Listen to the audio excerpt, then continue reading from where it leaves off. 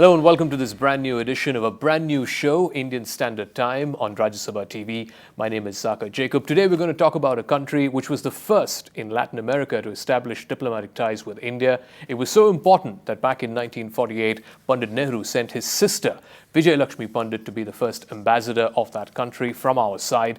I'm talking about Mexico, and in conversation with the Honorable Foreign Minister of Mexico, Jose Antonio Meade. Welcome to India. Welcome to Rajya Sabha TV. Thank you, and thank you for having me. By the way, on that occasion, Mexico sent a former president to India, which sort of spoke a lot about the ambition that we had for the relationship amongst ourselves. So this is your first time in India? I mean, you've been out and about less than a day now. Your first impressions? Well, less than 24 hours, but already I had had time to go to a restaurant and get an idea of the spices, the smells, the taste, the colors. So are the Mexican spices very different from the Indian spices? Well, not quite. You feel at home on many elements. You feel at home with the colors. You feel at home with the smells, with the textures, with the taste, with the spice. So there are a lot of things that give us an idea that we can do much more together. Okay, let's talk about that. Let's talk about the fact that you're here for the first time in India. Now there's a new government in India. What are your expectations in terms of the India-Mexico bilateral relationship from this new government? How do you intend to take it to the next level? Well, Mexico and India, as you said at the beginning, have a very close relationship.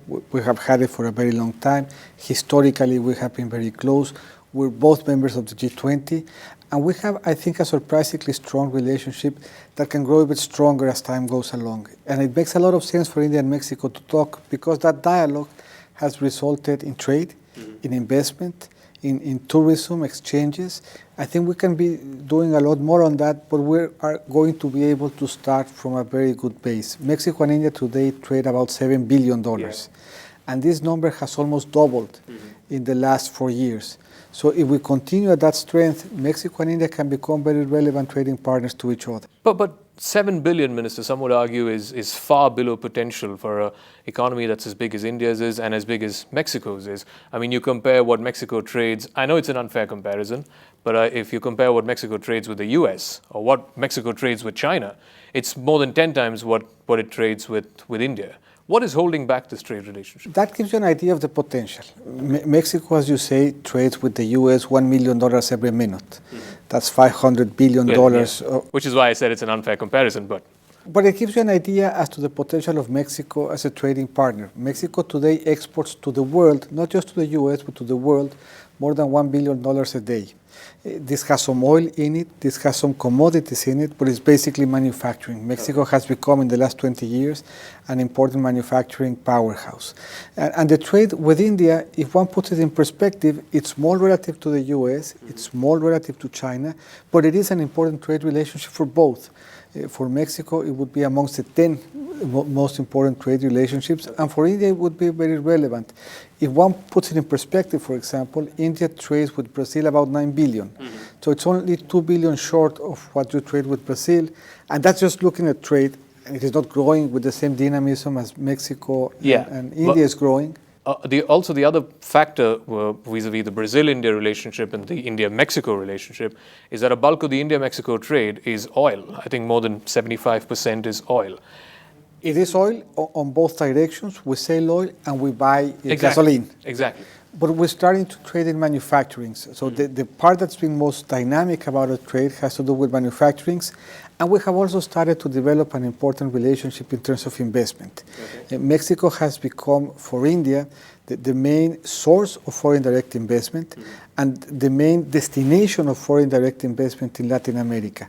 And the way that this investment has taken place, I think, makes it interesting because as India is starting to become and to transform itself into also developing manufacturing as a sector, it has found value in Mexican firms that have been successful in integrating value chains in North America, in Latin America, in Central America, to invest in India and to become part of the value chain of India as India starts exporting more and more. So that, I think, highlights the possibility for Mexico and India to be doing things that strategically help India in its process as it enhances its capacity to manufacture and to export more. Now with the new Prime Minister Narendra Modi's Make in India campaign, that's the big broad theme of his prime ministership, in the global supply chain, don't you think Mexico and India would eventually become competitors? Not necessarily. For example, if one looks at China and Mexico, Okay. in 2001, China participated in the World Trade Organization for the same time, and the story then was China and Mexico are competing, and that resulted in Mexico going into a recession as China became a more global player. Right. Today, Mexico and China both are important export powerhouses on its own right, and what we have found is that China provides value into Mexico's value chain, and Mexico is finding in China important markets and is finding in China important investors. But your Sino-Mexican trade relationship is hugely skewed in favor of the Chinese, isn't it? I mean, you have a Yes, huge trade 62 imbalance billion, problem. 56 billion of which are imports. Yeah. But of those 56 billion that we import, 75% go into our value chain and then we export it. So in a way, what we are importing from China is providing competitiveness from Mexico as well. Okay, I want to talk about something that you referred to just now about investment, and that's what you're going to be focusing in your talks with your counterpart here and as well as the other officials that you'll be meeting. If you compare Indian companies and how much they invest in Mexico compared to how much Mexican companies invest in India, the Mexican investment into India is probably 1/4. It's about $500 million from the Mexican side, about $2 billion from Indian companies into Mexico. Again, what is holding back Mexican companies from investing more? I think we just started to discover each other. If you look at the Indian investment in Mexico, it's basically related to steel. It was a very big operation, but I think that we have found success in Mexico and we should expect that number to grow. What's interesting about the Mexican investment in India is that it has been diversifying and the specific role that it is playing in India's manufacturing process. So you have Mexico invest in India, for example, in movie theaters. Yeah. Where one would not have thought initially that there was a possibility. And today, that branch of Cinépolis is becoming the second most profitable investment for Cinépolis after Mexico. Mm-hmm. And Cinépolis is a brand that has presence in Brazil, that has presence in the US. Actually, one of its branches in the US is the most profitable branch. It's the most profitable 8 film Cineplex in the US, but now India is becoming a very, very important part of Cinépolis as an operation. Okay. So that's one part of it, and you find success in services, which is interesting and unusual. And the other part of it is Mexico, as a producer, as a manufacturer of auto parts, has been very successful in creating a North American value chain. Mm-hmm. As India is becoming a more relevant player in the production of automobiles, it has found value in incorporating Mexican know-how, investing directly in India and taking part of that value into India's value chain as it starts to play a major role abroad. That could be incorporated into almost anything. If you take into consideration that Mexico is not only the 4th largest exporter of cars, we are one of the largest exporters and manufacturers of kitchenware, of smart TVs, of smartphones, of high-level electronics, of aeronauticals. There is a lot of things where Mexico could provide value directly to India as it becomes or as it develops a more important, more intensive manufacturing strategy. I'm going to take a break at this point. When we come back on the other side, we will be speaking with the minister about multilateral fora and whether there are commonalities between India and Mexico in different multilateral fora. We're going to take a break. Stick right here. This is Indian Standard Time. Welcome back to Indian Standard Time. We're in conversation with the Foreign Minister of Mexico, who's on a visit to India. We were talking about the bilateral relationship in the first segment. I want to talk a little bit about India and Mexico in multilateral fora, whether it's the G20, whether it's the United Nations, whether it's climate change. Let's first talk about climate change. Do you feel there are commonalities as developing nations, both India and Mexico, can find points of convergence in climate change? Where do things stand as they are right now? I think that India and Mexico have commonalities in many issues. We talked a little bit about Mexico's geographical belongings. We talked a little bit about Mexico's economic belongings, one of which is a very important one that we share with India, which is basically the G20, and which was have us think, as you said at the beginning, that both countries of the G20 should be doing more in terms of economy and trade. Absolutely. But we also have belongings on other areas. We're both old civilizations, and we're very proud of that. We're both important tourist destinations, and we should be more and more of that as time progresses. And climate change-wise, we face similar challenges in terms of incorporated policies that are conducive at the same time to growth and that are responsible toward the environment. China India and Mexico working together in COP16 in Cancun, I think made good progress in identifying policy instruments that could be useful in combating climate change. And Mexico, in a way, even though we're not a big country in terms of pollutants, and even though we are a developing country, we are also a victim of climate change.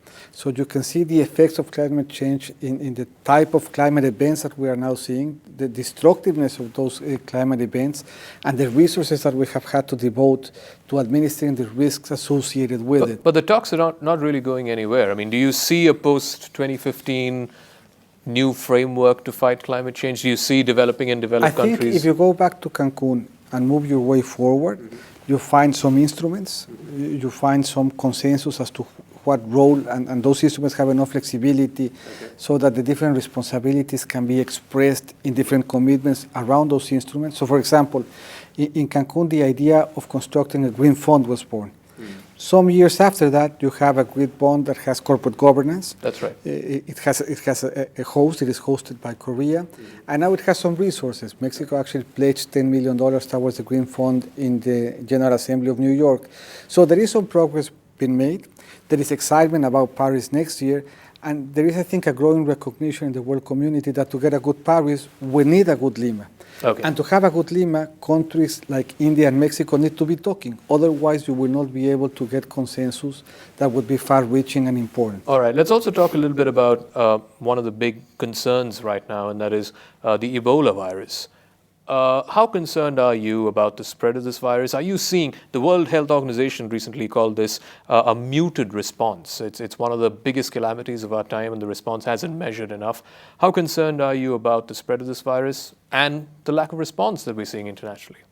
Mexico thinks that we should be part of a more global response, even though it's a phenomenon that's developing and that's playing outside of our typical sphere of influence. There are very few Mexicans exposed to Ebola in the countries where we have now seen it, but the fact that we have seen a couple of cases now in the US, in Spain now, show, I think, and give reason to the fact that there should be global awareness to this type of health phenomena. Mexico had some experience in the H1N1 phenomenon some years back. I think Mexico reacted well. We constructed a good strategy, a good dialogue. We were transparent about it. And we think that we show that we can work together in health issues to generate a good response. In this specific case, Mexico is working together with Cuba in providing some support for that process. Cuba has committed, as you know, many doctors that will be deployed, I think, first to Liberia, then to Guinea and to Sierra Leone. And Mexico is speaking with Cuba to see whether we can support that mission with some resources. But we do think that health is a global issue, that health preparedness to this type of phenomenon is a global issue as well. We think we had a good learning experience in the H1N1, and we think that that's relevant for a case like Ebola as well. You're also here for the Munich Security Conference, and one of the big running themes for many years now, big concern in Mexico, has been organized crime related to the drug cartels. We here in India also have forms of crime, if you will. Our policing is also taken off in a big way over the last 20 years. We've dealt with insurgencies in different parts of our country. Again, do you see any lessons that Mexico can learn or India can learn from Mexico in this fight? We think that we can. In many ways, violence is a regional concern. Violence is a regional phenomenon. In the case of the Americas, it has been a challenge for Mexico and for other countries in Latin America. I think we have faced them in different ways, but one commonality against it is that there are global elements to it. So that means that there are benefits to information sharing, there are benefits to learning best practices, there are elements of learning and of discussing common policies. In 2016, there will be a special assembly convened to discussing drugs. That, I think, is a relevant opportunity for countries like Mexico and the region to try to shape a more global policy around that specific issue. But I do think that as health benefited from a global analysis, response, coordination, also violence, organized crime, which have an international component to it, benefit from this exchange of practices, this dialogue process, and information sharing, which we think is relevant and which will help make a more safe global community. And when you talk about organized crime, you cannot not talk about poverty. Again, this country has about a third of its population below the poverty line. I understand that moderate poverty, as Mexico defines it, again, about 30% of your population is under the poverty line. Do you see, again, lessons that both countries can learn to lift masses of people out of poverty, especially given now you have the 2015 development goals? On many levels, I think there's opportunity to share best practices in measurement of poverty, which Mexico, as you say, does in a very innovative fashion. Yeah. We have gone beyond just defining poverty as lack of income to defining poverty as lack of access.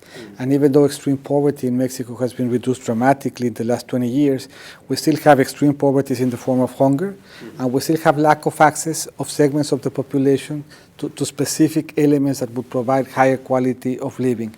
In general, we have worked hard in providing electricity, water, drainage, almost any element that you would choose to focus on. Mexico has had important progress in the last 20 years. So measurement is a part of it.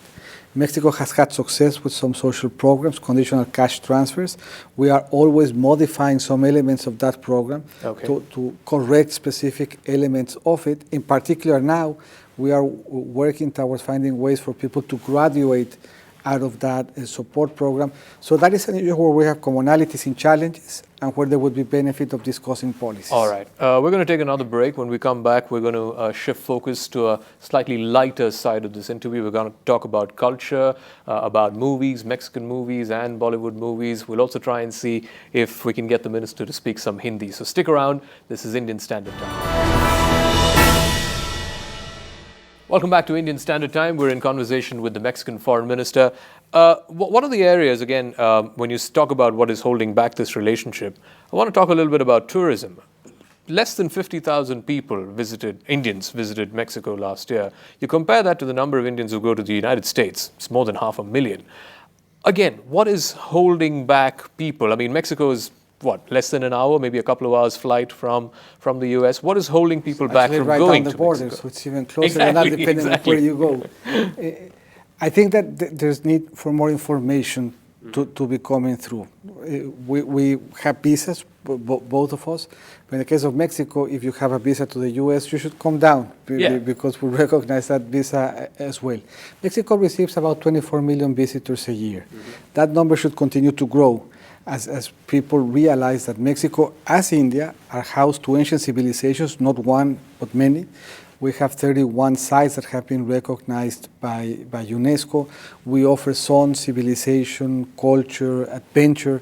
So there's a lot of Mexico as a destination, just as there is a lot of India as a destination.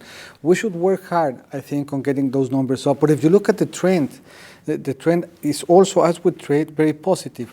50,000 Indians visited Mexico sounds like a small number, but if you consider that number was only 10,000 4 years back, the rate of growth is very impressive, and therefore the amount of attention that Mexico needs to put to India as a source of tourism is also very relevant. And if you look at the other way around, the numbers are also today small, but growing. There's about 20,000 Mexicans that visit India every year. That number should continue to grow because we value very similar things. Why is there so few Mexicans visiting India? I mean, given there's so much interest about Indian movies, Indian food, religion, Indian culture, Indian spirituality, Indian colors, Indian taste. We need, I think, to devote more resources to each other as markets. I think we have taken each other for granted for a very long time. But again, this belonging that we share in the G20 should, I think, commit us to achieving higher numbers in all aspects of the relationship. Trade is starting to become relevant, growing fast, should be much bigger. Investment, we have found that we can thrive. We should try to do more.